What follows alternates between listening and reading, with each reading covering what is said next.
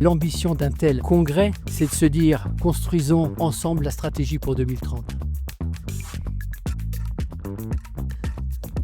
La Ligue en 2030, elle doit peser encore plus dans les débats publics et que la Ligue sache se faire écouter et entendre si on veut avancer en démocratie en santé.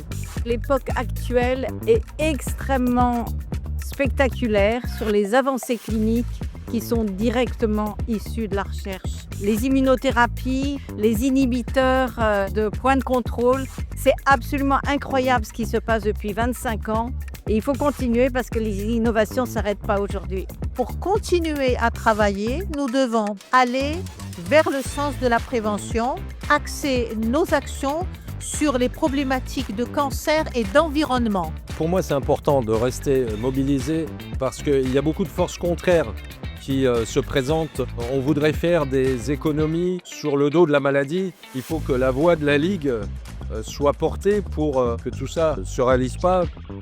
La Ligue se réinvente d'ici 2030 pour promouvoir notre discours auprès des jeunes, pour que les générations à venir soient des générations que potentiellement on n'aura pas besoin de soigner plus tard. Il y a vraiment cette notion de proximité qui est un enjeu à développer, de promouvoir les soins de support au plus près des territoires pour que les patients puissent en bénéficier. Je suis absorbé par tout ce qui va être mis en place et tout ce qui va être proposé pour l'avenir. Ça met du baume au cœur en disant voilà, allez, soyons fous, 2030 c'est tout près, mais en tout cas pour les patients ça peut être quelque chose de formidable. En tant que coordinatrice aussi du bénévolat, je travaille véritablement et au sein de la commission avec l'ensemble en fin de compte des autres services. On s'est rendu compte là dans les dernières années qu'en mettant en place une telle coordination partagée et consensuelle, nos missions se sont considérablement développées. Les territoires français sont très différents les uns des autres en termes de moyens, en termes de besoins. On peut trouver des solutions nouvelles et adaptées que si on écoute ce que les autres ont à proposer. Je repars vraiment avec cette envie de retravailler le parcours du bénéficiaire,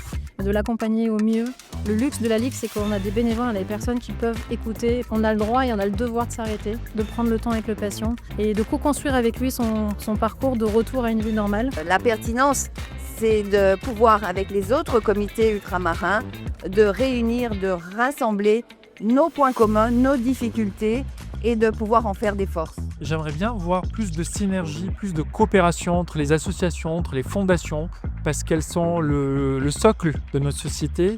Elles ont besoin d'être soutenues, parce qu'elles changent le regard et parce qu'elles sont extrêmement importantes partout dans le territoire.